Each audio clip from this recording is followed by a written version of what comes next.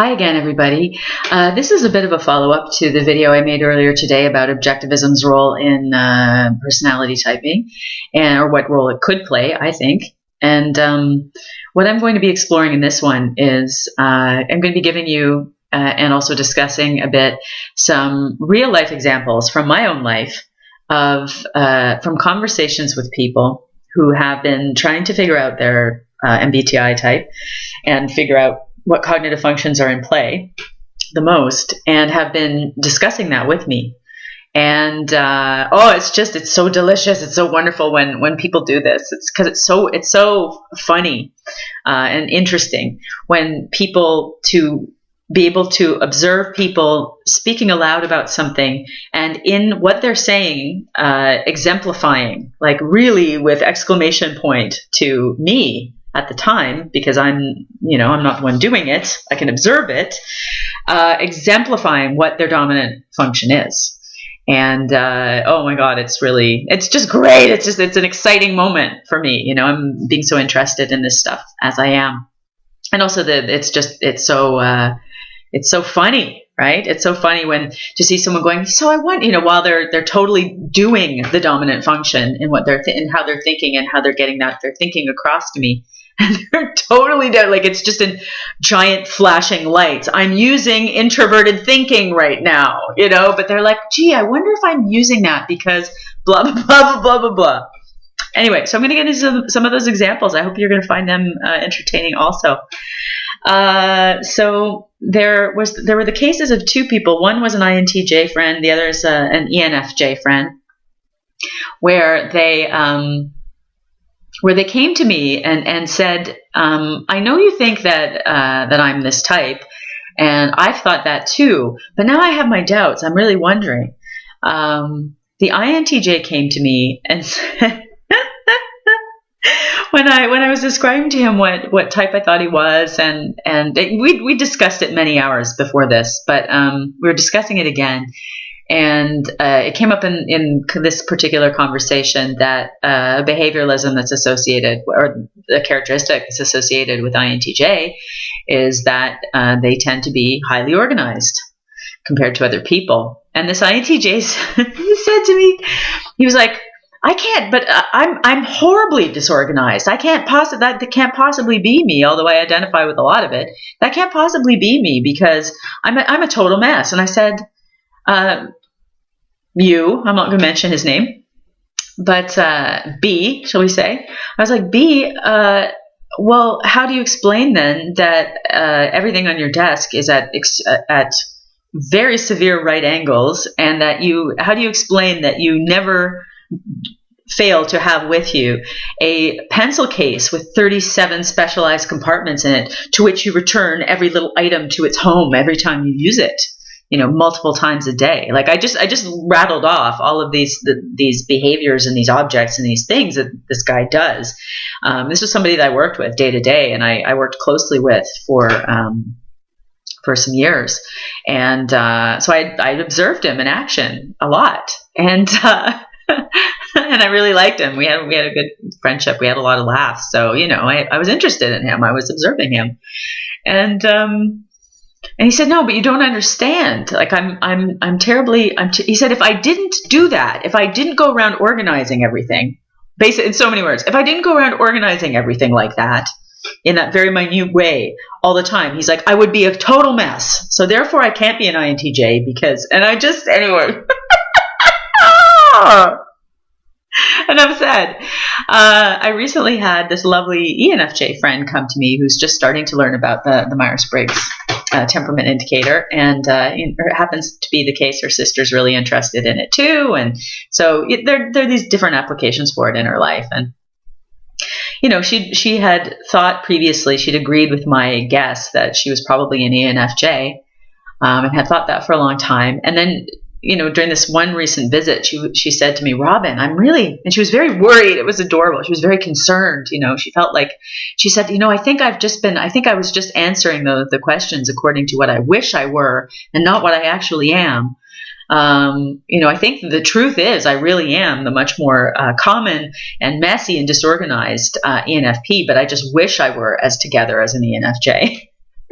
And here I am, and just a more textbook ENFP has never roamed the earth, I don't think, than me.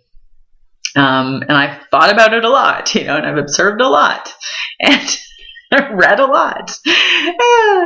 And I just said, person, again, won't mention the person's name, but I said, I just was laughing. And then when I recovered myself, I said, well, and I asked her several other questions about the way she goes about things. And I basically said, how can it be? How do you think it can be that you are not a J with all the associated behaviors and habits of planfulness and,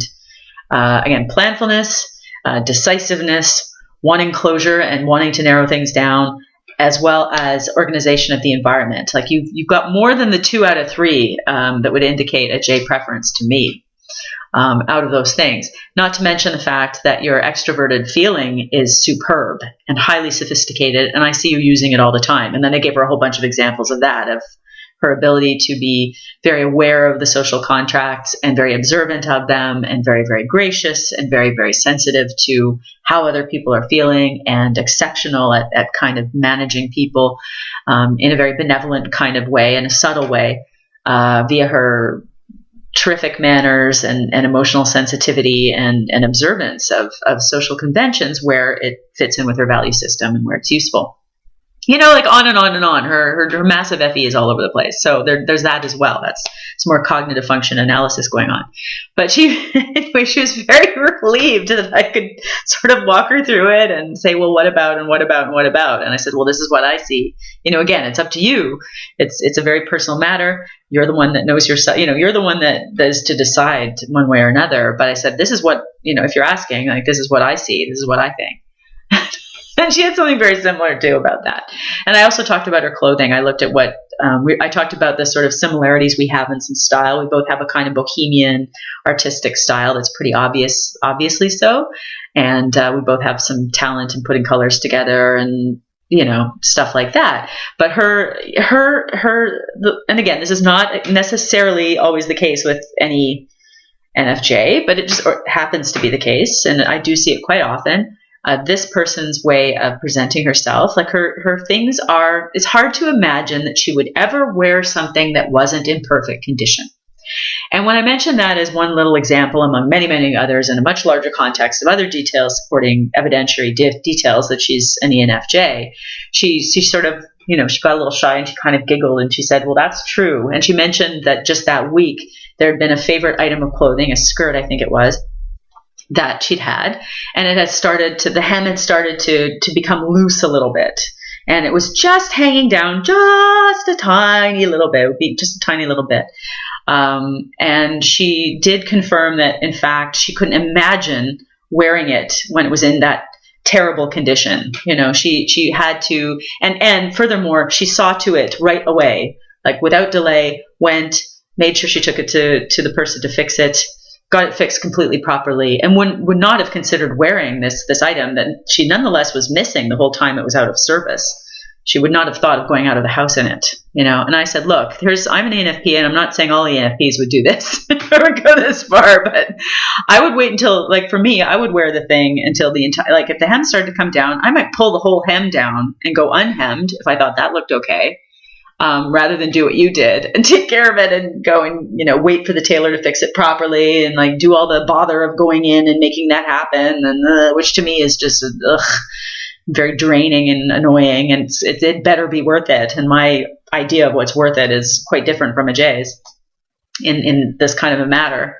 And I said I would have stapled the thing and gone right out the door without a second thought, because that would have been good enough for me. I certainly would not have needed to go to all that trouble to satisfy my own sort of criteria. So there were some examples. Another one was from an INFP friend of mine. This was really cute. Her type was not in dispute. It hasn't really been in dispute. As soon as she started becoming interested enough to really, look into it herself and really look at stuff I'd sent her about it. She agreed that she absolutely is an INFP, couldn't possibly be anything else. So we're in agreement about that. But here was a comment she made that I thought was really terrific. It really was a really INFP thing to say. This person has been a cook in the past, like worked professionally in restaurants, making food. She's very good at it, loves to do it. And she'd been talking about an experience in the past when she'd been working in a restaurant. She was talking about how much satisfaction she gets out of cooking and cooking for other people. And she was mentioning how it used to be the case that she would, sometimes if it wasn't too busy in the kitchen, she might go and kind of like peek out the door, to see how people were responding to the food that she'd made, And she said, not an exact quote, but she said something along the lines of, isn't that terrible? Isn't that terrible that I am spying on those people, watching them eat in a public place that she's of her employ, and isn't that terrible that I'm isn't that terrible that my ego needs to be satisfied like that, that I felt the need to go and do that, and that I needed that kind of pat on the head about the work I was doing. I told her at the time, I said, look, I'm going to use this, can I have your permission to use this at some point, because that is so extremely INFP what you're saying. So what do we have there? We have, for those of you who aren't so familiar with the INFP profile, we've got INFPs are leading with the dominant cognitive function of introverted feeling, which is very, very, very, very, very, very, very emotionally sensitive, very deeply feeling, very powerfully feeling all of the time, and is extremely value-centered. And the value system of a person with FI and any prominence will be usually quite impervious to outside influence, and it will often have been rather independently arrived at also, or to a greater extent than most people with the FE cognitive function and prominence anyway, or in their cognitive functioning stack, cognitive function stack.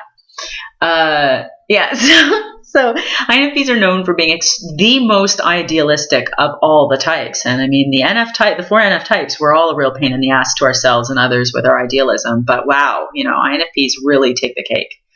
And so here she was being so idealistic, so extremely sky high idealistic, then also being so perfectionistic, then also being so, that extenuation of those things, being so hard on herself, and also being so judgmental. I mean, she's leading with a cognitive function that is a judging function, in the sense of making decisions, according to values. That's what FI does, and her own values. And I just thought that was amazing. I can't imagine who but an INFP would be so harsh with themselves and would feel that was terrible. Like again, of all the evils one could do in the world, that this would count the tiniest shred. I mean, when you consider what the human race is up to in general, and the kinds of horrific things people do to each other without a thought every day. And here's my friend who feels like morally culpable deeply for wanting the pleasure of like having a peek at the diners in a restaurant, who are eating the food she made. I mean, just unbelievable. So that was one good example, I thought. Now, there was another one. There also have been a couple of examples from INFJ friends of mine, who were, again, in the INFJ typical, very thoughtful way, like really wanting to explore the possibilities and to really hone in on what the truth is as concerns their type, and being very intelligent and analytical about doing that, and really taking the time to investigate it. And, so they let me in on some of that process in talking with me about it. And there's this one example that was just awesome, where one INFJ who, by this time fully agreed she was an INFJ, was totally on board with that, getting more and more informed about it all the time. And we were in an impromptu discussion where one of her oldest friends was party to this discussion, and the friend became interested in the MBTI. She was wondering what her type was. She was asking us what we thought. And so me and this friend, me and the INFJ, were discussing this other person with her, full encouragement and interest, and trying to figure it out. And I was thinking, no, this is after about half an hour of asking this person questions and thinking about it, discussing it, I thought, okay, this is an ISFJ. But my INFJ friend, who was the very good friend of this other person, this ISFJ, she was really sort of stuck on her bias. I think she was having a bias that I've had too in typing some people, and that I know is a very common one, where we often will think that if it's somebody that we really know and we really like and we identify with and we get along with, we may find ourselves becoming biased in favor of assuming and maybe overemphasizing the importance of cues, and sort of having a confirmation bias in looking for at the data that would indicate that person is like us, that their type must be quite a bit like our type, because if they're not, well, how is it that we get along so well? This is one of those examples where here's an ISFJ who in many sort of outward respects has some things in common with an INFJ. It's easy to understand why they would be able to coordinate joint activities together rather easily with some of the things they would have in common type-wise. And both of them being very reliable and dependable and loyal and loving and sensitive and caring of other people's feelings. And they both have FE in effect to sort of be aware of what is expected behavior and what is behavior that promotes harmony in a group. And that's very, very important to each of those types and blah, blah, blah. But here's the part where for me, it really just underlined what I'd already arrived at, which is that this person would most likely identify with ISFJ above the other 15 types. And the INFJ friend was saying, well, wait a minute, and they were talking about this dance class they'd taken together years before. And they were talking about their respective approaches to learning dance moves. And this ISFJ, who was just brand new to the MBTI, that very night, they were talking about how they would come to it. And the INFJ was noting of the ISFJ that the ISFJ was much more coordinated and would sort of pick up on complex dance moves, would pick them up and be able to execute them well, very much more quickly than the INFJ. It seemed to have a real facility for it. And they were each respectively talking about the cognition behind it. Well, guess what the cognition was as expressed? Again, difference between what's expressed and what's actually going on in there, noted. But the ISFJ said something along the lines of, well, I carefully watch the instructor, I see what they're doing, and then I concentrate, and then I do what they're doing. I mean, it was something like that. It was pretty straightforward, It was pretty straightforward. And again, the level of sort of complexity or complication in the cognition that, as described, describing what she does when she's learning stuff in a dance class. As if she is indeed a sensor, well, then a lot of the sophistication and intelligence she's using, it's going into the sensory-based information with which she could be relied upon in many cases to have a much greater sophistication, a much greater intelligence with, versus someone of the NF temperament like me and like my INFJ friend. And then the INFJ said, yeah, but, and then proceeded to go on in about 12 paragraphs of abstraction about her approach to learning dance moves and like the appropriate perception that she uses, and then the sort of parallels and sort of visualization of parallel actions in her mind. In other words, for her to learn a dance move, it has to kind of be filtered through all these like meta processes to get down to the actual physical movements, whereas it seems to be much more straightforward for her ISFJ friend. And I just thought that was and it was so funny to see my and not in I don't say this at all in any like patronizing way. It's something that I would do too, and I do. I'm sure I give myself away all the time. But it was really neat to see, and we all did laugh about it after. That her kind of exemplifying her abstract thinking and her NI dominant tendencies in raising objections to, this ISFJ here and I must be so similar, because blah, blah, blah, because we have all these shared experiences where we get along, we understand each other well. So anyway, I thought that was really funny. Now I'm going to turn to a couple of INTP examples, and these will be the best, save the best for last, in that these ones I actually have documentation about, so I can be very specific.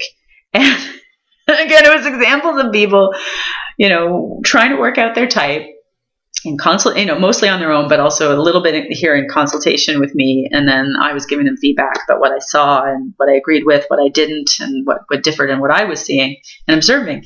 And one of them was an old friend of mine who's an engineer.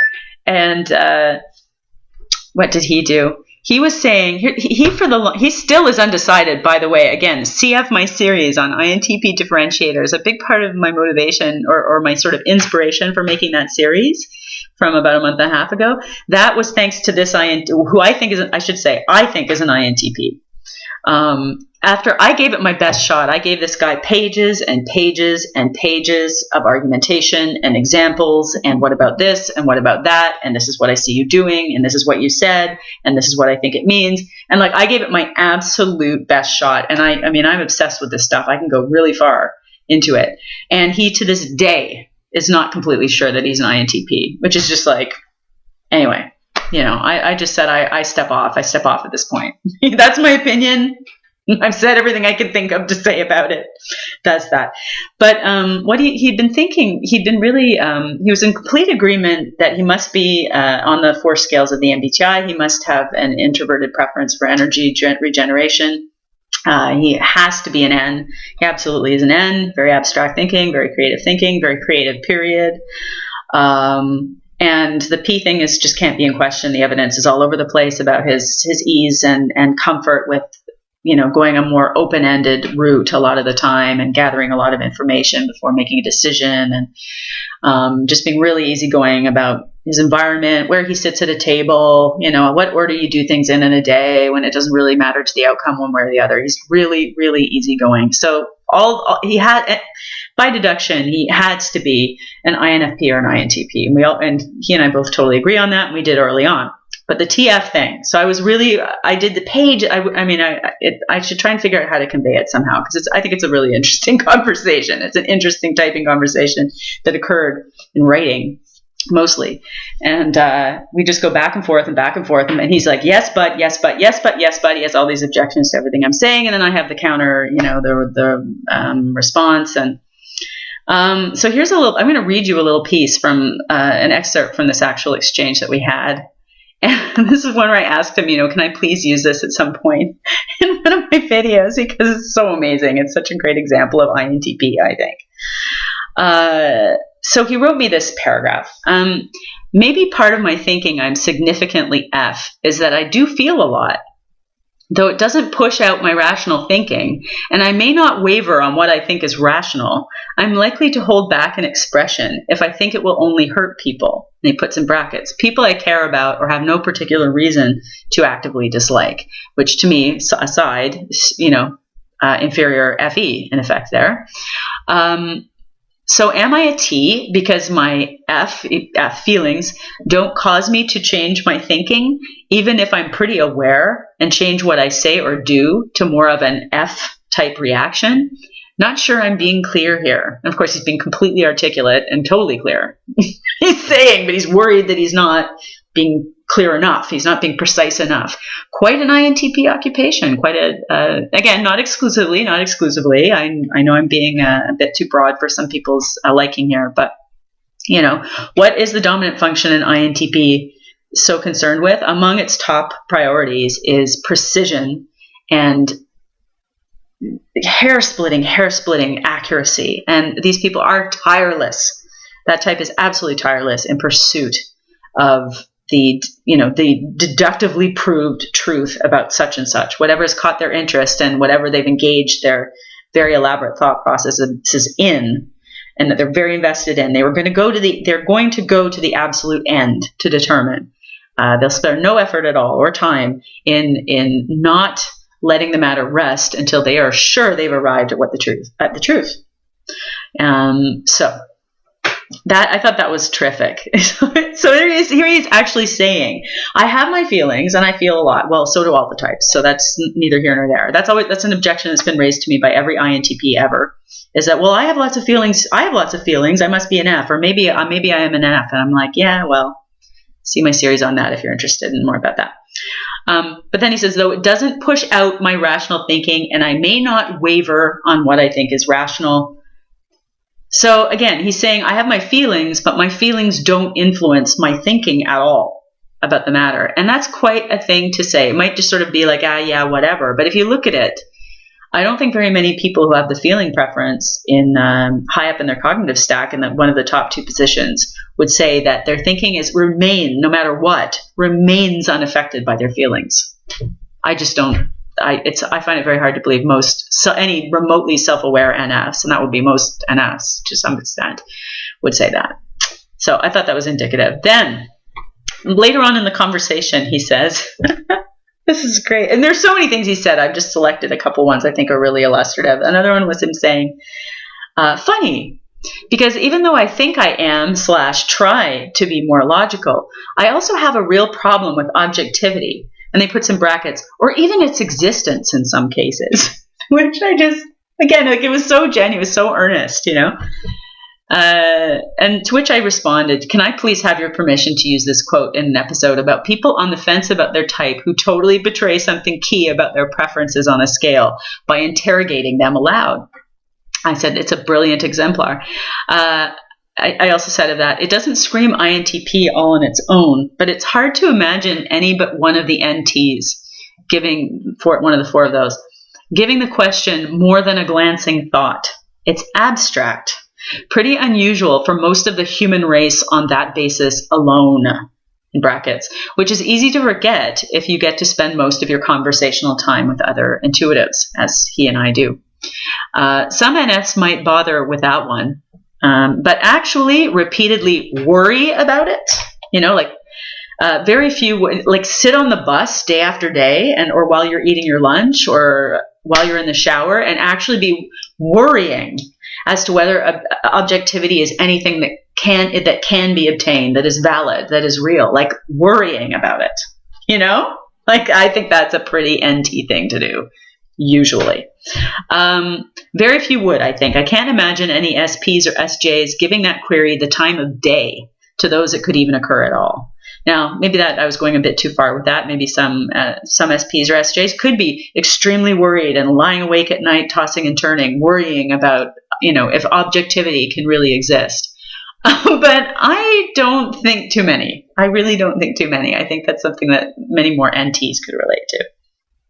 I'm going to turn now to another INTP example. This is wonderful. This actually happened in comments sections under some videos of mine. And I just had a wonderful conversation with this person who was really trying to figure out her type. She eventually did arrive at INTP after some extensive and highly intelligent and rigorously considered, very rationally considered process of self-evaluation. And I had asked her too if I could put this in. She said I could, if it might help somebody. So this was a little quote from her, and this was after a bit of a discussion, clarifying sort of FI typically associated concerns versus FE ones. And anyway, I just clarified something about something she'd said, saying I don't think that's FI related. I think that's neither here nor there. It's that FI is more this. And her follow-up was, thank you for checking me on this. I was also able to realize that most of these values in this example she'd given are all values I've obtained while interacting with the outside world. Aside, that would be more FE than FI. More, that would be the emphasis, I would say. I've obtained while interacting with the outside world, and that I'd confused the content of these values with definition. And then she writes, as you can see, I make a lot of these kinds of mistakes, which is why I've always doubted that I could be, quote, the most, all caps, logical person. How could I be a dominant TI user when I constantly make logical mistakes? And then says, but that's just a personal problem. I'll work on it. Hallelujah! That is like the most INTP thing. You couldn't come up with a more INTP paragraph than that. I don't think. I mean, it's overwhelming. There's so much in there that I see of INTP. So once again, you see this thing of the person being really obsessed with, like particularly focused on the very thing that they're the best at and that they use the most often.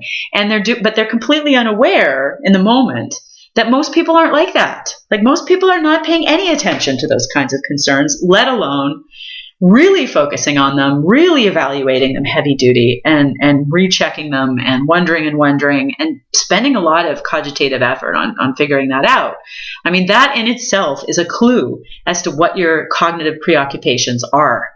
And what your cognitive preoccupations are usually does say something about which cognitive functions you're using the most. So I just thought that was brilliant. So again, thank you for checking me on this. Accuracy, right? Checking me on this and correcting me on this. TI all the way. And I was also able to realize that most of these values are all values I've obtained while interacting with the outside world. So I believe here she was sort of referencing, oh, I thought this was FI, like I was being really FI in this instance I gave you previously, but now I see that no, not necessarily FI at all, and that maybe it's more FE related, i.e., objective in the outside world, having to do with systems outside of the self. And that I'd confused the content with definition. Again, who's really, really interested in definitions and defining things at the outset? People who use TI extensively and well and often and with sophistication. They care about those things. As you can see, I make a lot of these kinds of mistakes, again, errors. Very concerned about the errors, very concerned, which is why I've always doubted I could be doubted. Again, which type is the most skeptical of all 16? INTP. See my videos on that, see any number of things out there about that. That I could be the most logical. So again, just being very skeptical and just interrogating this supposition that she could belong in a group that is considered to be the most logical of the types, and then applying the skepticism that sort of aids that highly, highly, highly logical preoccupation and very developed in those people. And then using all of that sort of TI-driven concern and ability, since it's developed in this adult, to figure that out and to sort it out once and for all. How I could be a dominant TI user when I constantly make logical mistakes. Well, again, what a lot of people who are very good at logic and are very concerned with logic and are really preoccupied with logical concerns all day long, these are the very people who are going to notice when there's a logical error. And a lot of them will probably have the bias, like we all do about our own dominant functions. They will probably, if they're not really working on not doing this all day long, and there are better things to do most of the time, they're not worrying and preventing themselves from slipping into a bias. They're going to be thinking, mistakenly thinking that everybody else is just as concerned with the things they're that concerned with. But that is really not true. I think if most people were even an eighth as concerned as this person, this lovely INTP, or even an eighth as concerned or as good at dealing with matters of logic as she is, the world would be a very different place. It would look very different. So I thought that was wonderful. So I'll stop there, and I will try and find some more precise documents, as I go along. I'm going to start collecting these as well more when I find them. Examples of people really exemplifying their type and really showing their cognition and the ways in which that cognition is distinctively related to certain cognitive functions over others. I'm going to start amassing that and presenting it, and I hope that you will enjoy that. Thanks for watching. Goodbye.